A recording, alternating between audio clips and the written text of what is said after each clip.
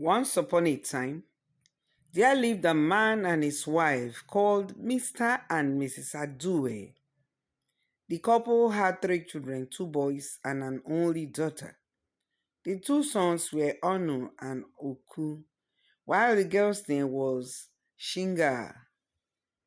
In the village, Shinga was the most beautiful girl, but her beauty always got into her head. She shone anywhere she went to, and everyone wanted to relate with her. Almost all the young men that were handsome and well privileged that came to the village showered the praises and gifts on her. And thus she was very famous all around the villages within the environs. Her parents were very proud of her and often bragged about her purity and chastity because she was a virgin. One day, a handsome young man called Bensu came to the village to see one of his friends. The young man was so carried away by Shinga's beauty and liveliness that he showered her with so much love and praise. Hmm. Shinga was much carried away by the shower of love from Bensu that she started having the mind of an affair with him, something she had never done before. Meanwhile, the king's heir to the throne, Prince Isa, was already eyeing Shinga for marriage, and he made his parents to know about it, that he was interested in marrying Shinga. That night, the king and queen went to seek for Shinga's hand in marriage. Shinga was happy, and her parents were also very happy about it. But Shinga wanted to have a happy moment with Bensu, the handsome young man, before she got tied down to the prince. So that night, during one of Bensu's happy appraisals in his friend's place, he had his way with her and she lost her virginity that day. The prince's family, oblivious of what was going on, kept coming and doing what was expected of them, and Shinga's parents readily accepted everything they brought. In-laws to the king's household, Shinga's mother said happily one day to her husband. "That's it, my wife," replied her husband, smiling. "My daughter in those beautiful, expensive jewelries. Hmm, hey, and myself wearing them too," she said greedily. "That will be great." They kept on chatting and talking happy that they will be in-laws to the throne, the king and the queen. Few weeks later, Shinga, the beautiful Shinga, fell ill. She was high with fever and vomiting every morning. Her parents were surprised and worried, and they questioned her very well. Shinga finally admitted her affair with Bensu, the young handsome man she had met fleetingly. Her parents were disappointed. Shinga, the prince is coming for your hand in marriage. Why this, Shinga? Her parents were angry, but there was nothing they could do. They had to come face to face with the reality of the state of the situation. Shinga was pregnant for an anonymous man, and she was already betrothed to the prince of the land. "You cannot spoil all my dreams and aspirations," her mother shouted at her. "You must marry the prince. No matter what happens, you must marry the prince." Her husband also said she must marry the prince. With that, they started planning together on how to hide Shinga inside the house until she gave birth, and they will then know what to do with the baby. Shinga was hidden in a room within the house. She only came out to the back of the house at night to take some cool breeze before going in to the house once more. Whenever the prince and his family asked to see her, Shinga's parents would tell them lies that she had gone to stay with a distant relative in another place until the day of the marriage. And they made sure to push the date of the marriage after 9 months, further and further. On the ninth month, Shinga gave birth to a bouncing baby boy. From the look of the baby, he looked exactly like Shinga but darker. It was a carbon copy of his mother. That night, Shinga's parents decided Shinga must throw the baby away. What? Mother, why? You have to throw away this child, her mother said. Otherwise, we shall all be put to shame. Do you understand me?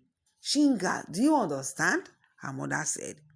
We'll be caught that we have been lying and we will lose everything of the kingship we have worked so hard to get. Because you are going to be the queen of this village when the king is no more. Your husband will be made the king and you the queen, she said greedily. Then I will be a queen mother. She laughed. Shinga's father agreed to it all, and that day the baby was prepared to be thrown away. Shinga put a note around the baby's wrist with the name Bensu, signifying the name of the man who had pregnanted her, written on the arm of the child, on the wrist, without her mother knowing. And very early in the morning, the baby was taken to the roadside and dropped there where there was nobody. And then they hurriedly left. She hurriedly went back home without looking back. The baby with Bensu on his wrist was found by a young lady who had been married for years and had no child of her own. Aswa was her name. Aswa took the child and hurried home to show her husband, and together they went to the palace to see the king to tell the king what had happened. The king and queen were furious. The king stood up in anger and placed a curse on the mother of the child that threw the baby away. This had never happened in this kingdom. And for this to happen, the woman that gave birth to you, little child, and threw you away will never give birth to any other child again in her life until she comes out to own her own and declare herself the mother of you. He cursed. He gave the baby back to the couple and told them to take the baby home to train as their child. A month later, the prince and Shinga got married, and it was a great ceremony, and she went to live in the palace with her husband. The dreams of Shinga and her parents had come true.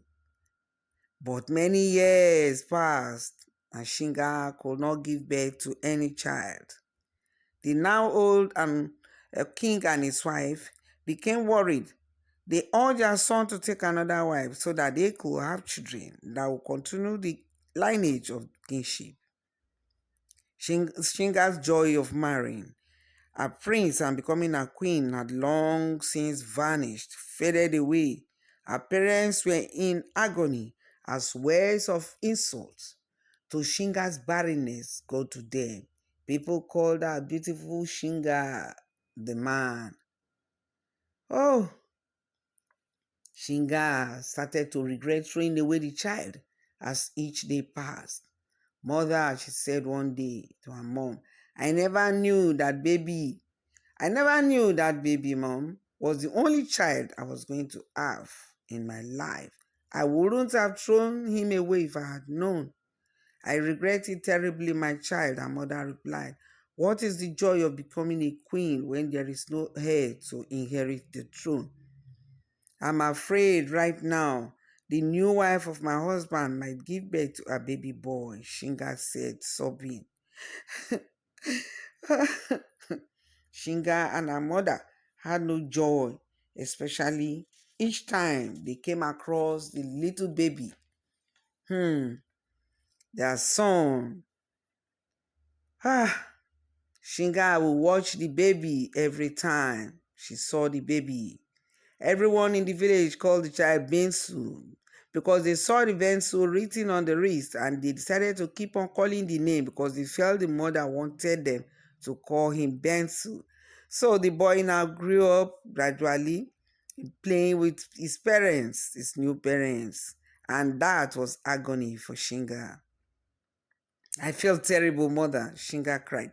People look at me as childless, but I have a child, mother. Why did you allow me to give away my child, mother? I never knew things would turn against us this way, her mother replied. Nemesis has caught up with us now, Shinga said regretfully. Ah, ah, the king had left the throne by now, and the prince was now the new king, and Shinga the new queen. But the second wife of the king, the new king now, had given birth to two sons. Shinga had no place to assume as the queen because the new wife and mother of the two heirs presided over everything that happened in the palace. That's the end of the story. Watch out for part 2. Please subscribe, like the video, and share to others. Thanks for watching.